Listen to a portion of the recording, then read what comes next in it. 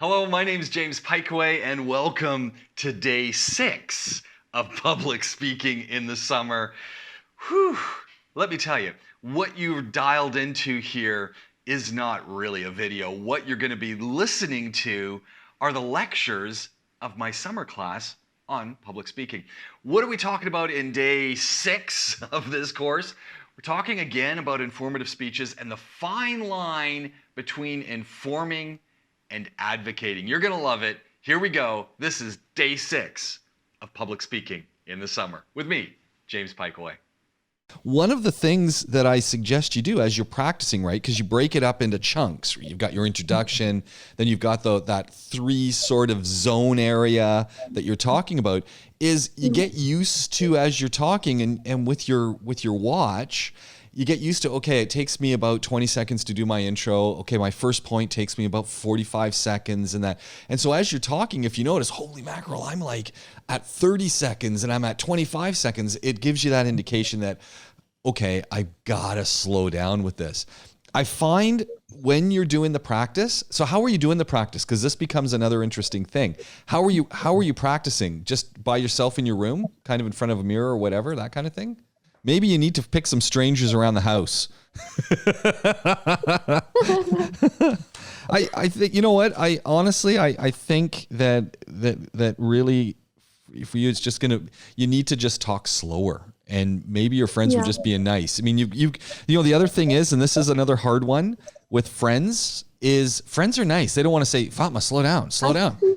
Tell them to be absolutely brutal with you and say, even slower, because that's all it is. You just need to talk slower. That's good, but it was a good speech. It was enjoyable. And talk like you're talking to me. This is the flow, the way that you want it to sound as you're doing those things. So keep in mind that that's your goal as you're talking. You're trying to sort of create this kind of feel, like how you would do things. So yeah, anyway, it's good. This is that the first speech is always that big sort of, okay, I get the feel. Yeah, well, and it's a pattern, right? And every speech is 4 minutes long. Every speech ultimately sounds the same. We just change the reason we're doing the speech. And this is probably the hardest and the easiest speech at the same time. Hardest in that it's the first one you've done. Easiest in that you're really just talking about you. So that also makes it hard because the flow. No, the flow. Yeah, flow. Even more, just beware of talking. Again, beware of that conversational talk. You want to really be thinking in this way that you're talking to me, even more like that. So it was a little bit more listy, a little bit less than I would love, but it wasn't bad. So just really thinking about those kinds of things. But it was good. It's coming along. So I'm not unhappy. All right. We've got a few more of you have dialed in, which is good. We're almost ready. So that was your first speech. And as I've said to you, as people are coming in, great to have you back.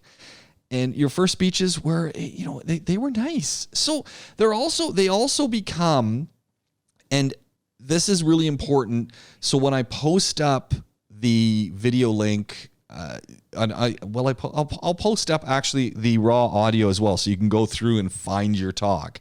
So I'll just post it up exactly as and so that you have it. The important thing is that you learn from each talk. And so it's really important that if you didn't record it on your own device, then go back and listen to it. The audio recording works pretty good, I usually find.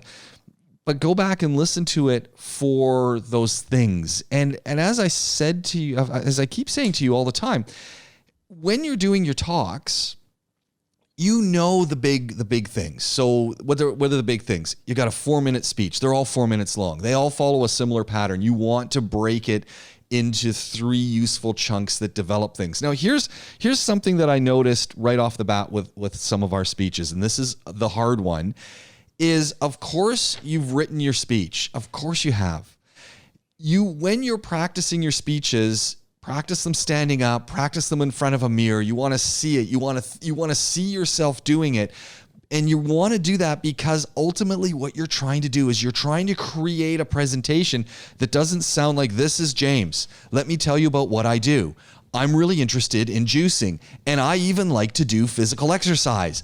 I like working out. I like to go for, so I mean that is what some, to a degree, what some of our speeches today had that sound, which of course it's going to have a sound because you're reading it, but you don't want it to sound like that. You want it to sound more with that flow of a regular conversation. You want to be putting in those pauses. Pause between your points. Put in some of that excitement that you have between your points. Build in that feel. Why do people want to listen to what I'm saying? All of that becomes really important. So the first thing you want to be thinking about is, how do I sound? And you want to be it's really, really difficult as you're doing things. It's really difficult as you're reading, unless you've practiced it even more, to make sure that the read sounds like that regular conversation. The same thing that happens in that regular conversation is speed. So some of you, we had two things happening here. That's four. So we had two things happening here. On one hand, we have people just talking too fast. So again, some of you are still doing that. You're just going. Slow down. The easy way to slow down is to pause between your points. But don't confuse pausing between your points with that enthusiasm, with that thing. So it's like, so what did you do last night? Hold on, let me tell you. You did nothing because you're in lockdown. Oh, no. But you know what? I didn't actually do nothing. I put on my mask, got into the car, and you know what we did? We went and had some sushi. Oh, it was so nice getting out. You know, that's a little over exaggeration, but playing with the way you would actually have that chat, right? But you need to pause a little bit. You want to build in that high and low, that vocal variety as you're talking. You want it to sound real. You don't want it to sound like you're reading something. And remember, when you're writing your speech, write it as you would say it. There were some of you, again, still were using words and phraseology that are not the way we talk. They're the way we write. Sounds great, but as soon as someone hears that, they tune out. They just say, this is a written thing. I'm not listening to this person present these ideas to me. They're not engaging me. So that's the first one. Slow down. Second one, said a few of you who were talking really too slow.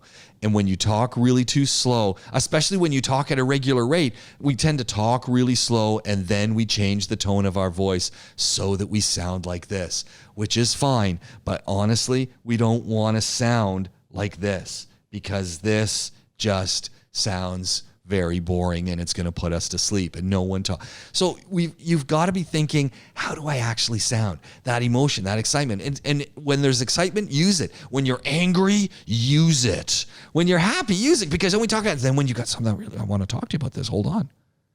Come in a little bit closer because this is really important. So you want to use all of those tools that if we were looking at each other, we would.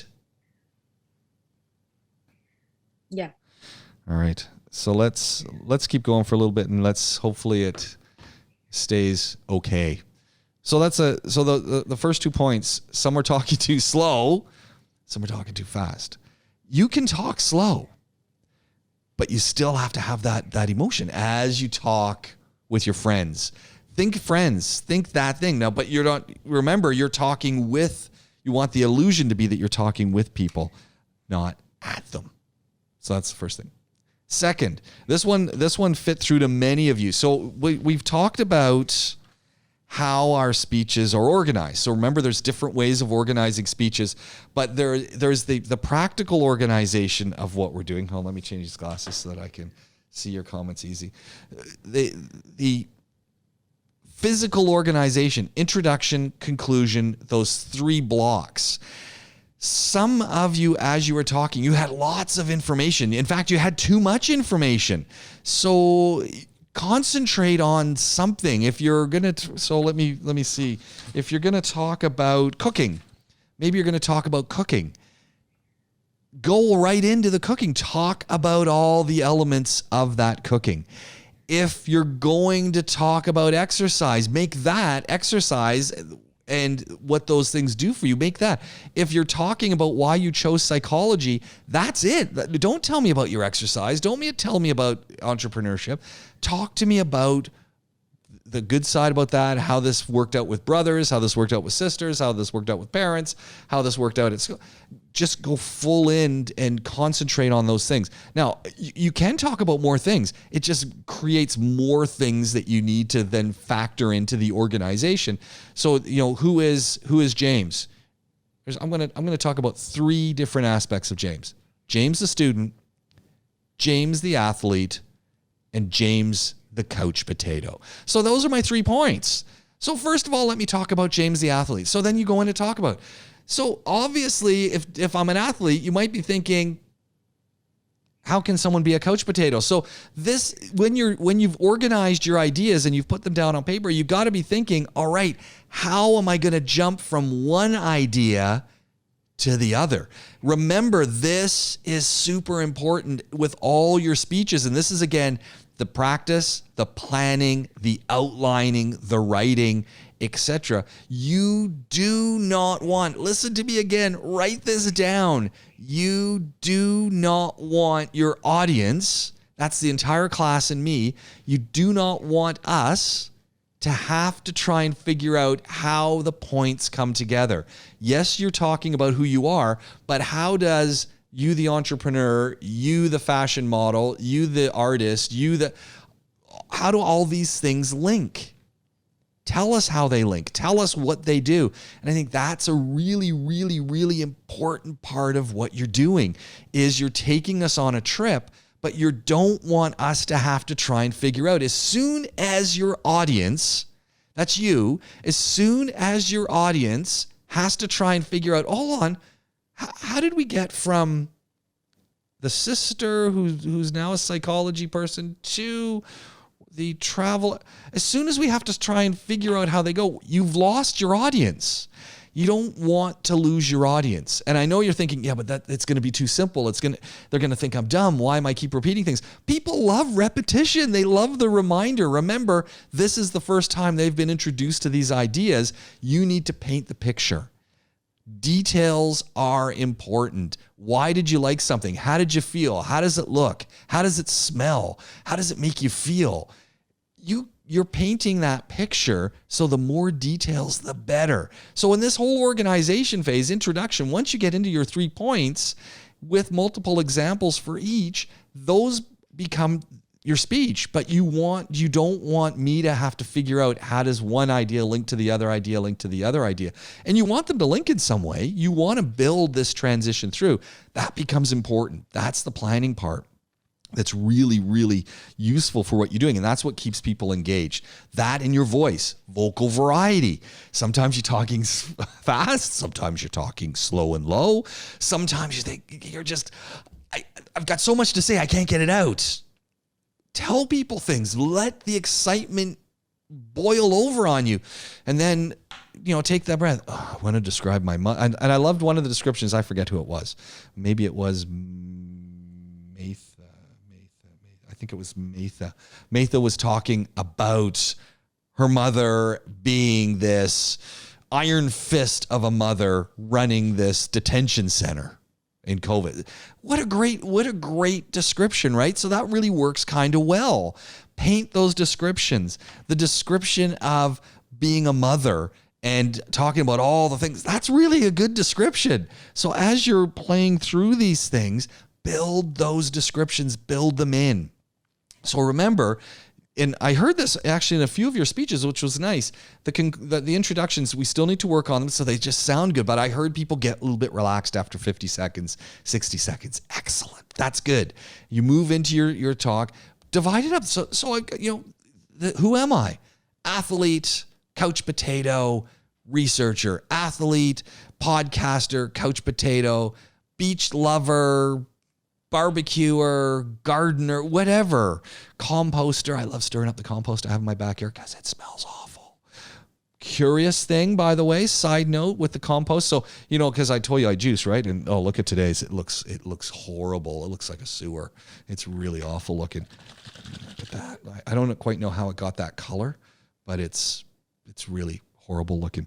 So anyway, but side note, and remember, so all I'm doing now is giving you an explanation of how I would do something if what you should be doing when you're talking, the pausing. So remember, all conversations in the class that I'm having are simply examples of what I want you to do constantly. So the point being, every day I cook up a nice little juice like this, a couple of them, a nice fruit juice for breakfast, and then the veggie juice to go for the whole day.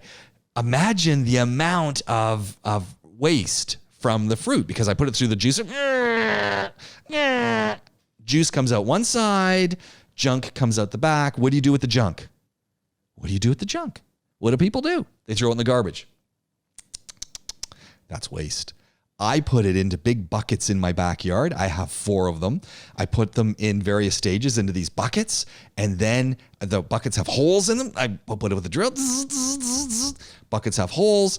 Put some water in. They get really hot. It kind of boils up, and by the end of this time of year, 3 months, that all of those fruit things turn into black earth. It's amazing. It goes from being fruit rinds and pits and things to dirt, soil. Yes, it turns into soil. But the thing is, and this is the coolest part, is you have to stir it. Cauldron, boil, cauldron. So, but every week I kind of stir these things up. And in the beginning, when you stir up your composter, the smell is horrible. I mean, I have them way in the back of the corner of my yard. The smell is horrible. I mean, horrible. But guess what? You see this nose of mine? Just take a good look at this nose. Does it look a little crooked to you? Look at that. Yeah, of course. It is crooked. So when I was 18, believe it or not, come on. Who said it doesn't look crooked? Hold on. Look at. Take a look. One nostril's big. Which one is it? Yeah. One nostril's big, one nostril's small. Come on, that's not normal. Got hit in the face playing cricket. They put me in the way back of the field because I'm an awful cricket player. They put me way back in the field because they didn't want any cricket balls to come near me because I'm so terrible. Cricket ball hit the little bit of grass right in the face, broke my nose. Ever since then, it's a curious situation because sometimes things smell really good and sometimes things smell awful. So I have a really bad problem because good things often smell bad and bad things often smell good.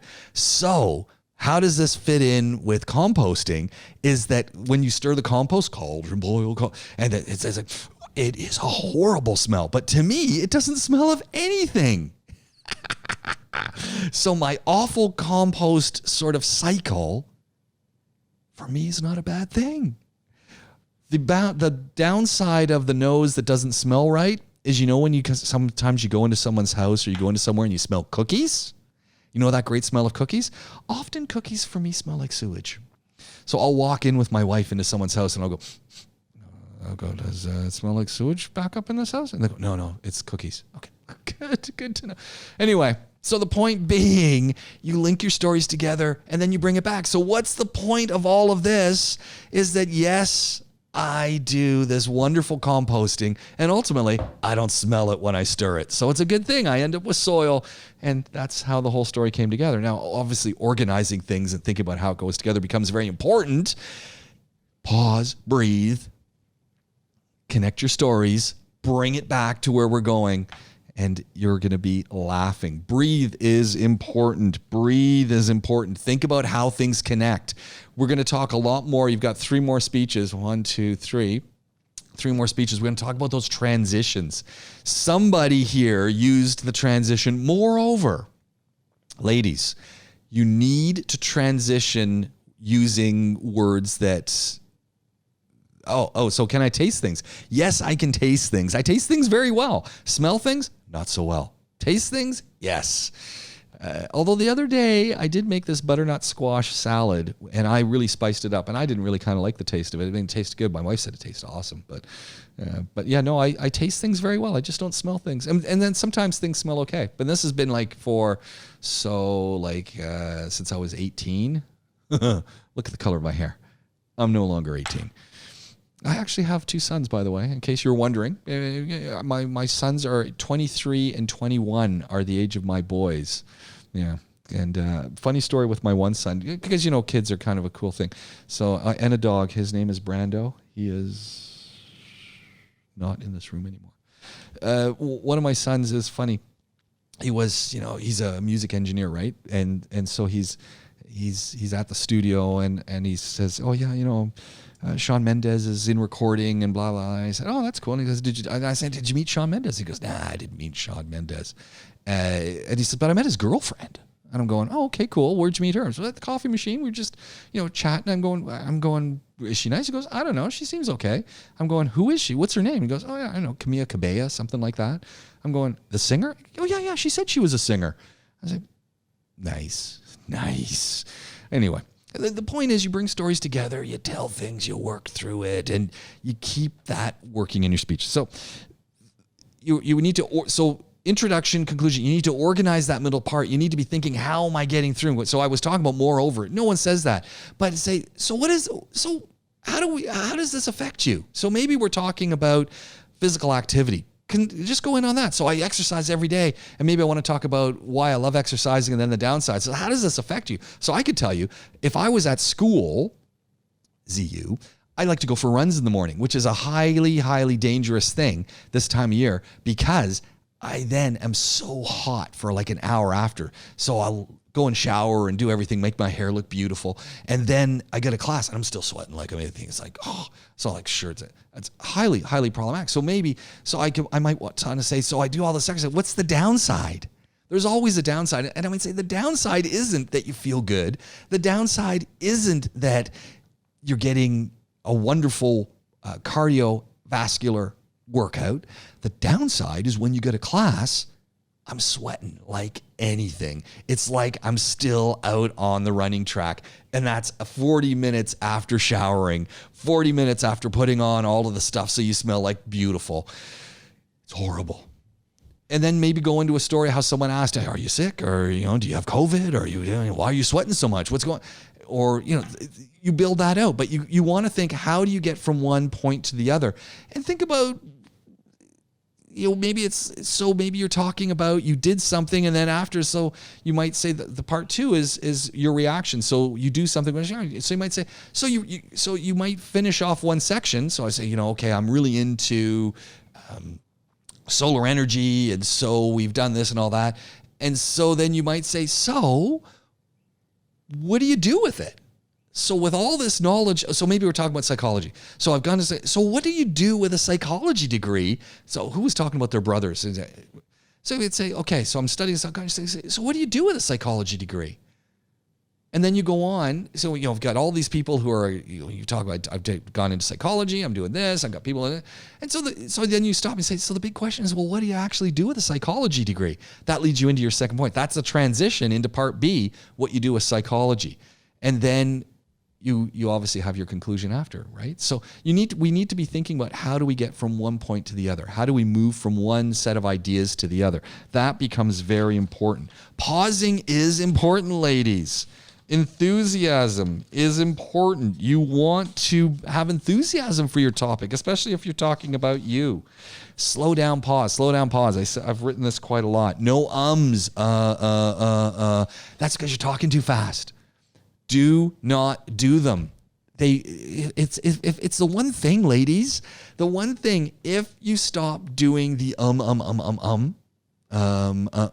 you sound instantly more credible and you sound better at a talk without having done anything else. So you want to do this.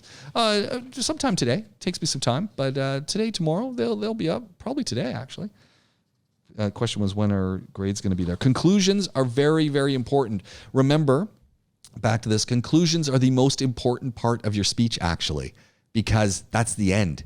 That's the last thing people hear. That's the last thing that brings it all together and reminds us, what's all the stuff you just told me about? How does it connect?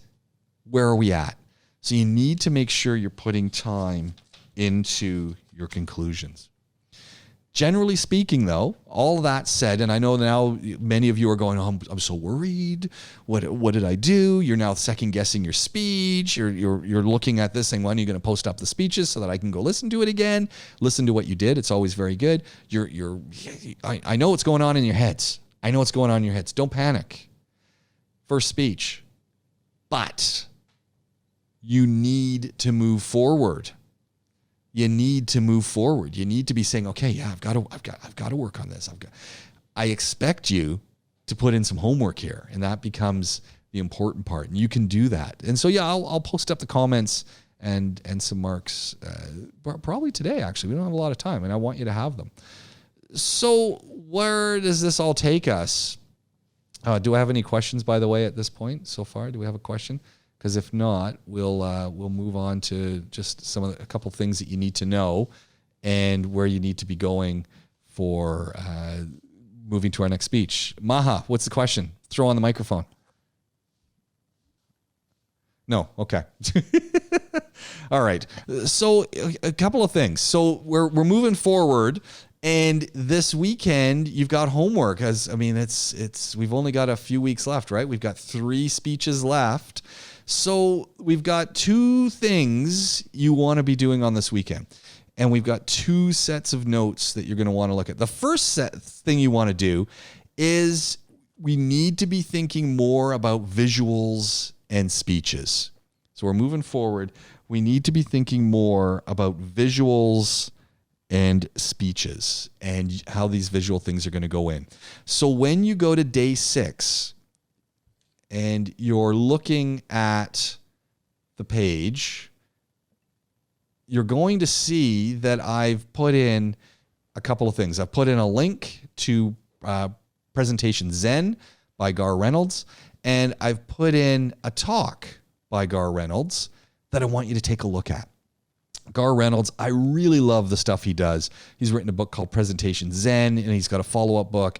Just a really great designer who talks about how to put together those graphics and how to put together a great speech. So you want to take a look at both of those because I'm going to ask you about them next class, and you don't want to not have that opportunity to do well as we're talking about things, and it's likely to factor into a quiz. So you want to look at this Gar Reynolds video and you want to look at Presentation Zen as we start thinking about what are the elements that become very important to our speeches. And he does a great talk on how to do a great speech. So this becomes rather useful. And as we are moving forward, we're going to be talking about speeches and we're talking about some of those visual context things.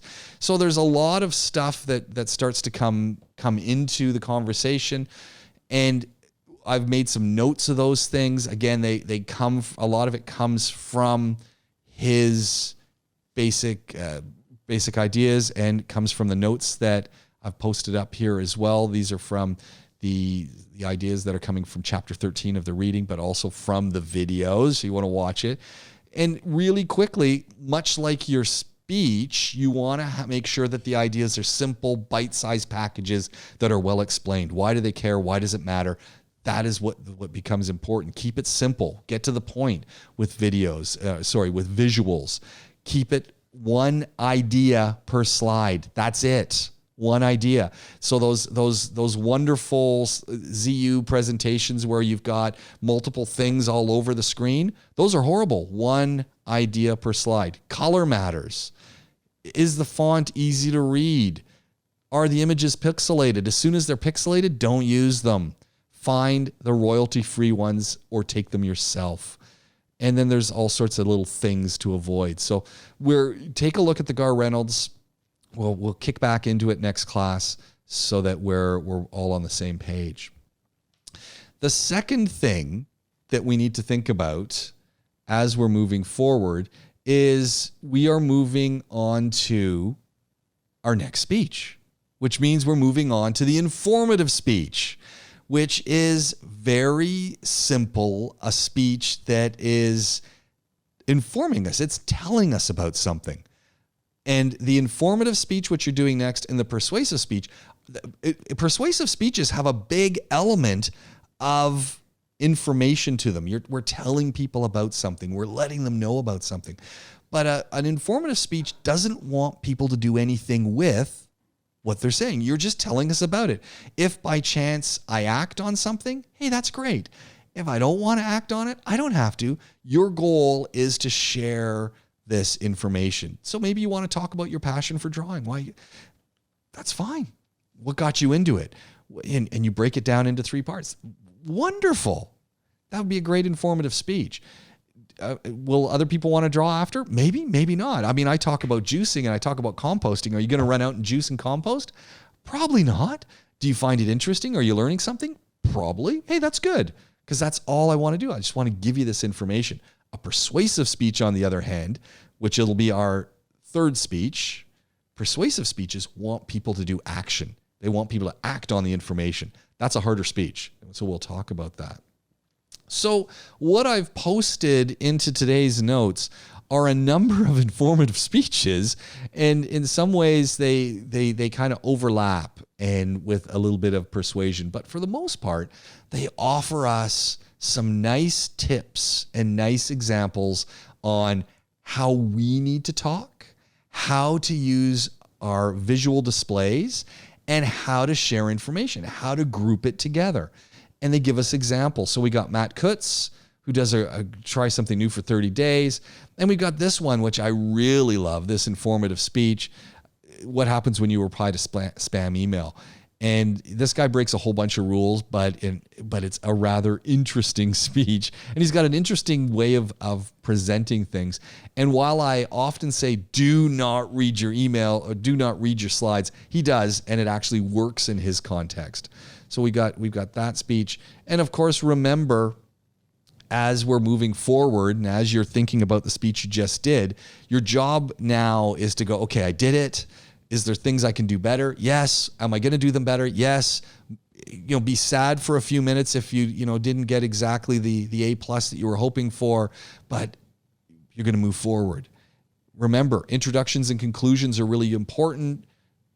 You always want to have 3 points, 3 clear clusters of ideas that you're bringing together, but those clusters can be very small around why do I like to try new things, the benefits of trying new things, the dangers of trying new things, and the way people interact with me when I do new things. So I got 3 things, then I might not get to the 3rd one, I go to the conclusion.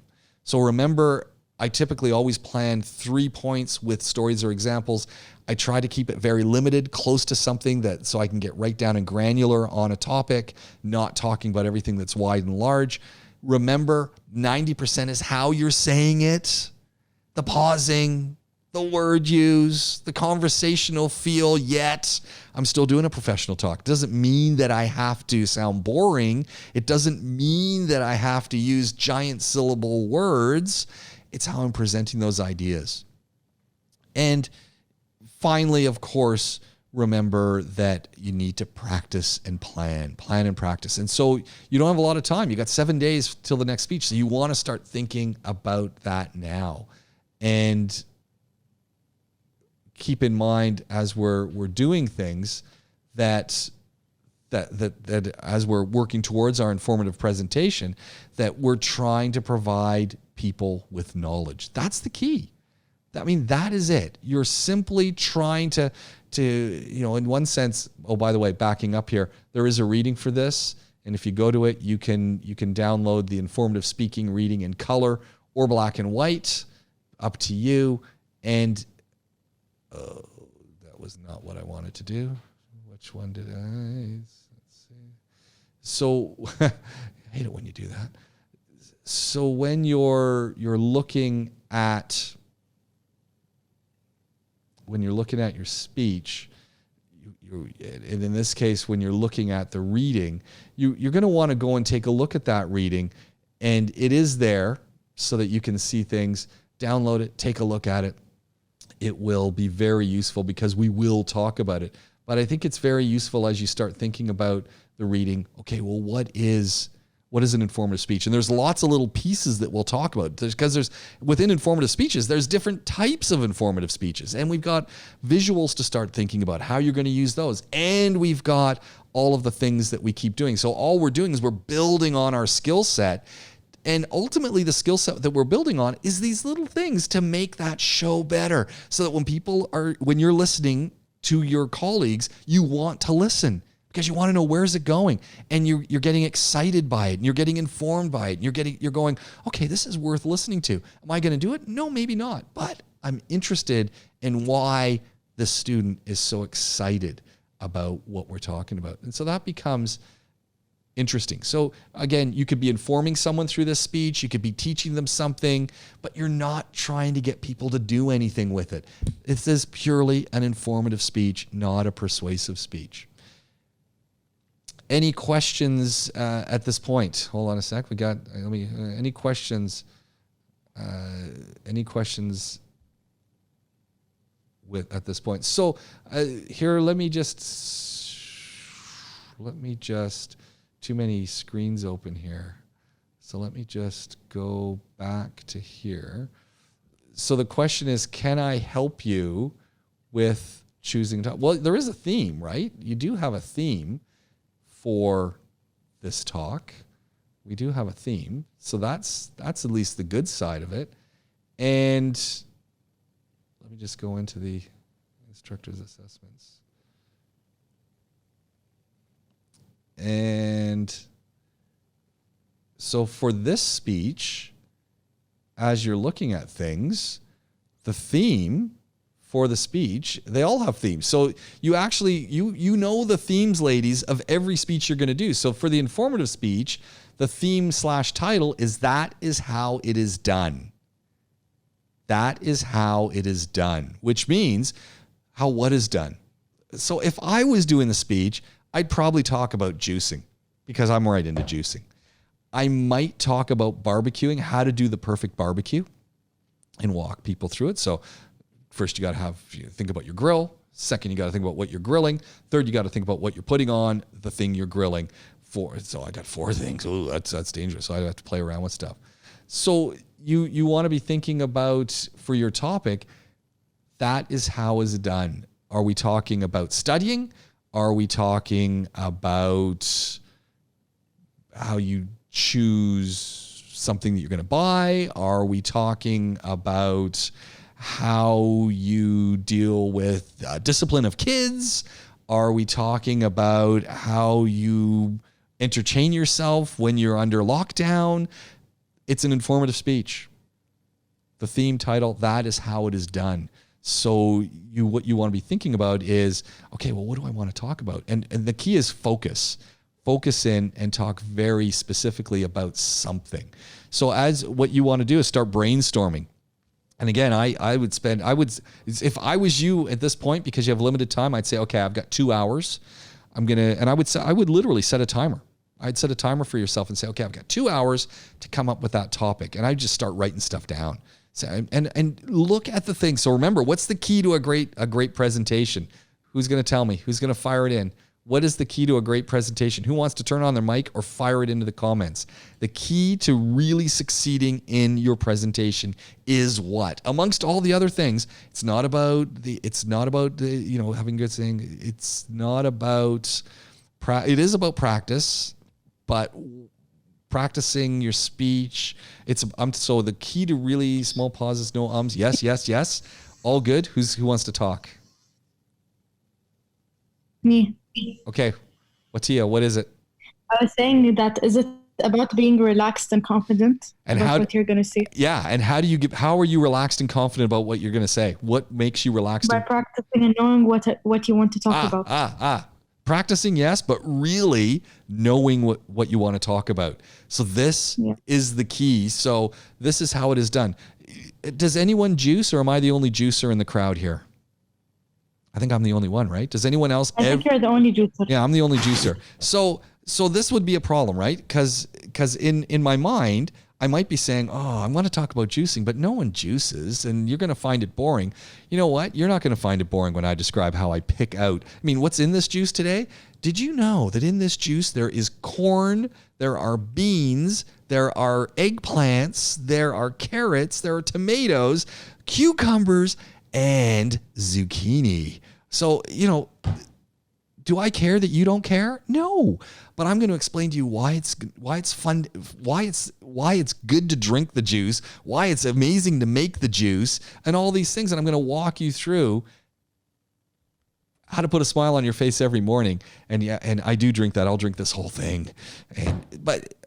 So this is the big problem. You need to talk about something that you know and care about, and not care about what anyone else is going to think. Your job is to make them go, wow, that's really interesting. Much like Maha's saying, it's like, yeah, that's really interesting. I'm never going to drink that juice. And you're probably thinking, what does it smell like? Because it looks like vomit from a small animal. So, what a good way to describe it. Doesn't smell like that. But so the key to doing well on this is how it is done is talking about something you care about and something that's of interest to you. Maybe you're a horse lover. Talk about horses. I'm not a horse lover, but I can get very excited about someone who's talking about something that they love. Maybe you love doing makeup. Talk about makeup. Maybe you love repairing mobile phones. Talk about that. So the key is when we start talking about these informative speeches, you're giving us knowledge.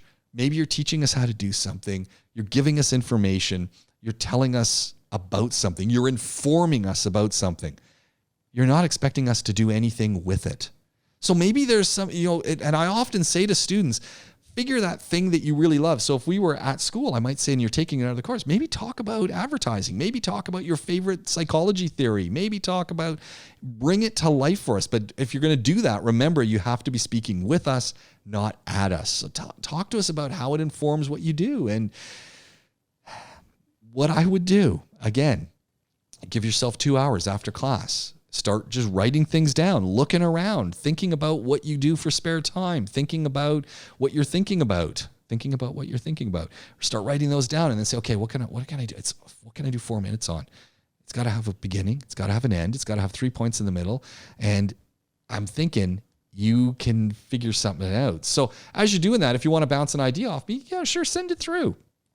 But I think ultimately, ladies, you can make a really easy go of this. I don't think it's the challenge is not finding the topic.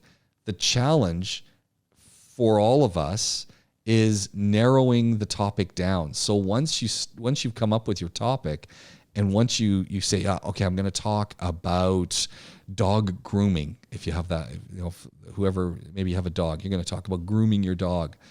I'd say I could talk about the Furminator, which I have. So the challenge is going to be focusing it in. That becomes really an issue. But Keita, you'll talk to me after. We'll sort it out. So what do you need to do? First of all, you need to take a look at these little shows. We'll talk about those in a bit because we're going to wrap in a second. But you want to think about the key things that we're looking at. You're providing people ultimately with knowledge, but you need to provide them with knowledge in a way that makes them want to listen to it. So remember, it's the knowledge and the vocal variety. It's the show. That becomes very important. You're trying to shape our perceptions of something. So maybe when I start describing this and showing you my juice, you're kind of going, it's gross. But maybe by the end of it, you're going to not think it's so gross. Maybe what you're also doing is you're helping us to understand things better. You're helping us to be more successful, more rounded in our understanding of things, etc. These all become very, very important. You need to be thinking that all you want to do is increase people's knowledge. That's your job.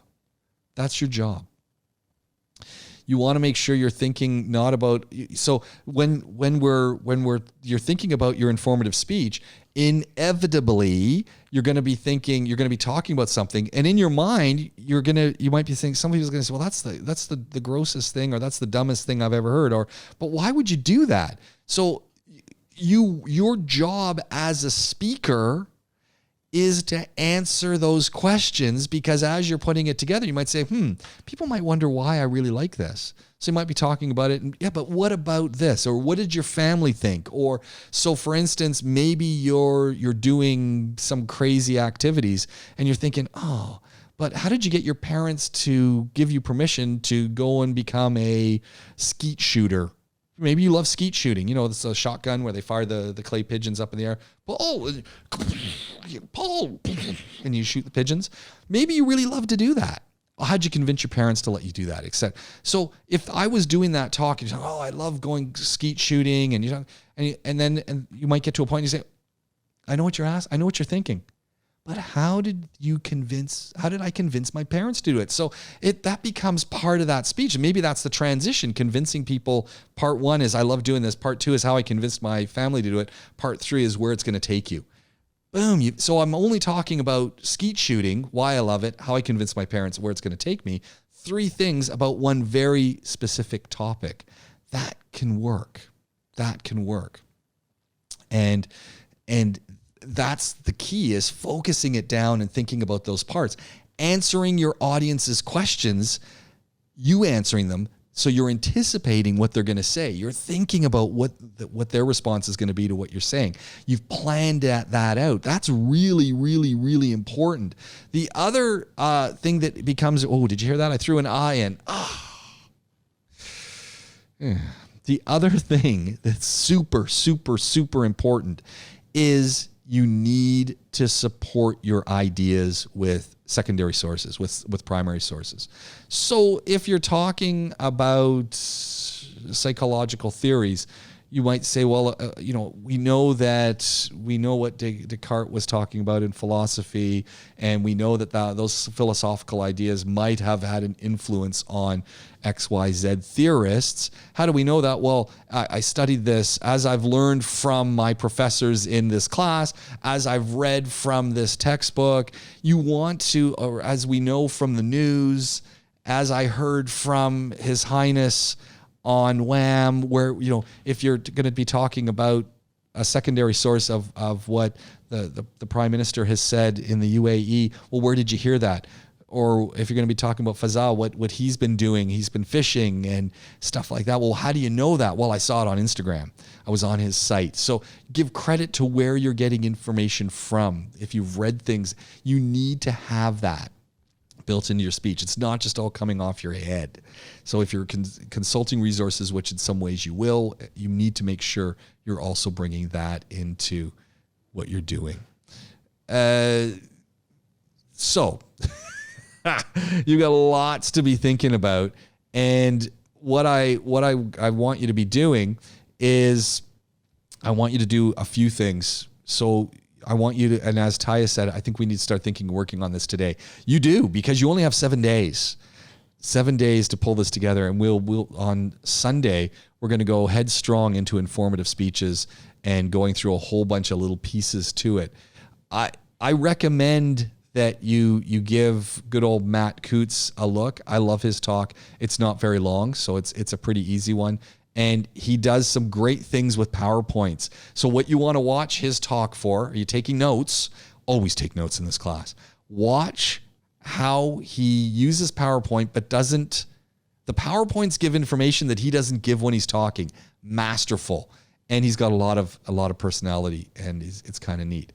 Finally, you want to watch this talk, Thomas Thwaites, because as an informative talk, this guy is over the top. And what he does is he builds a toaster from scratch. So it doesn't just go by the parts. He makes everything. And he does a great job of incorporating some video in that. I hate the way he talks, and it drives me nuts. I think he talks too fast, and he does a whole bunch of things. But it really is a great, from an informative perspective, it's a fantastic talk. So you want to give that just a little look. And we want to be talking about, okay, what's the role of the story in it? How do gestures? What about eye contact? You want to be watching these speeches to think about all those things and to think about, okay, well, what are the parts of those speeches? So that you've got a whole bunch of little things that you want to be thinking about. But don't forget, you also want to watch Gar Reynolds, Why Storytelling Matters. And so you've got a whole bunch of little things that we'll bring all together on Sunday as we dive further into this conversation. But that's where we're going. So what have you got to do? Let's go right back. Here's the conclusion of the class today. One, you need to start thinking right now, and in 2 hours have decided what are you actually going to do for your next speech. You need to be thinking about that. That's your goal. Don't let it sit. Don't wait because you don't have time. You need to start thinking about it, do that quick outline, and then take a break and let things go together. Go watch Gar Reynolds because he's talking a lot about how to put together a speech, and he talks quite a bit about using visual aids. And I think that becomes very interesting. And he does a good job of using PowerPoint. So take a look at that. And then in the class that we've just had, the little bits of the notes that I'm introducing you to, you've got your informative speech reading that we'll pick up on next class. Watch the Matt Coots video because it really is a good video. And watch the one at the end, Thomas Thwaites making a toaster. Coots is a great speech, and it's a great example of an informative speech that borders on being persuasive, but really it's informing you about why he did something and trying something new for 30 days. He uses lots of stories. It's kind of cool. Thwaites builds a toaster, and that in its own is interesting to watch, and the way he's used the visuals and things like that. And sometimes you watch speeches and you go, I don't really like the way they talk. That's an indication, again, a good thing for you to say, why not to do something? All right. We've jumped through. You have a lot of homework, ladies, with number 1, the goal being start working on speech number 2, which is your informative speech. That is how it is done. That's what you're talking about. Maybe, you know what? Maybe talk about how to put together that great speech. Maybe that's the speech. Informative. You're living it. Time management. Summer school, 3 things that you're living that you could share stories about and that could relate to students. You might say, oh, well, that sounds so easy. Maybe it's not so easy. How are you going to bring it to life using examples? I don't know. Questions from anyone at this point? Anyone have a question? Anyone have a question? Anyone have a question? Questions? Anyone? Sir? Yes. So what we should do for next class is just look at the videos and start with our next speech. Right. Yes? Yeah. So what you want to do for the next class is 1, make sure that you figured out what you want to do. 2, sit back, relax, watch those videos, but take notes on them. Think, okay, well, what's the key point? You're watching them to help build your own quality talks. So it's not just watching them to waste your time. I don't want you to waste any time because you don't have time to waste. So you want to watch them to get some inspiration. Think not just about what they're saying, but how they're actually doing it themselves. So I want you to, if ultimately the one talk, the Gar Reynolds talk, is really about doing talks and how you put together your visuals. And he's talking about himself. He's kind of a cool guy. He lives in Japan. He's married to a Japanese woman. It's a kind of a cool thing, and he's a designer. So that's kind of neat. And then the Matt Coots talk is just a great informative speech. And then the final one, the Thwaites talk, can't stand the way he talks, but it's another good informative speech, and it informs me on not to talk like him. He talks way too fast, and he moves all around. It's like, dude, you just want to kind of pin him against the wall and say, stop moving. But anyway, give it a watch. Yeah, so did that answer your question? Yes. Plan? Thank you. Take a look at those things. Anyone else? Any other questions? Watia? Nice. Good job. Glad you got that out. Well done. Watia's giving you a round of applause as well. Good work. Ladies, excellent job. Excellent work by everyone. And Maha's given you've got it all together as well. Excellent. There's a whole story there. I think you could just do the whole story about your grandparents and your grandmother raising you. I think that's the whole story right there. The lessons learned from grandma. I think that I'm just going to say this because we just heard yours now. If I was doing that speech, honestly, I would have done it all on lessons from your grandmother. So who am I? You're formed, as you said, you lived with your grandparents. Your grandmother brought you up. I would have done the entire speech just on that. 3 things that you learned from your grandmother. So who am I? I'm going to tell you from 3 lessons I learned from my grandmother. That's how I would have done that speech. So this is again the same thing that I've heard from. So not that you didn't do well. You did. It was a nice speech. Think the challenge we face as you're putting together your speeches is we're thinking, oh, I've got to include so much stuff. Focus in on that one thing and give us the world of it. And remember, we're nosy.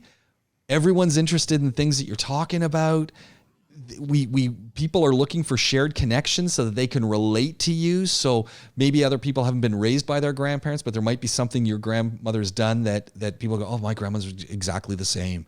And take it from there. So it's focus in on something and then give us all the pieces of it and explain it. You don't have to encompass the entire world and say, oh, I like this and I do this and focus. But that was good. And that's the challenge you're going to face on your next speech, focusing in. So you want to start thinking about that. And of course, after classes, if you need to have a chat, you know how to get a hold of me. I usually stick around, but we can arrange to Zoom up outside of that as well if we need to, and have those conversations. But start thinking about it.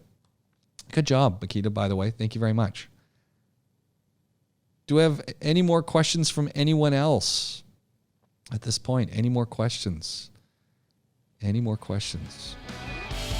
Hello, you've been listening to Public Speaking in the Summer, COM 230, my summer class. This was day 6. First speech, introduction to the informative speech to come.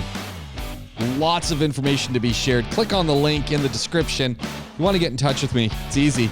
www.jamesed.com or find me on the socials at the Jamescast. You're listening to COM 230 in the Summer, Public Speaking with me, James Pikeway.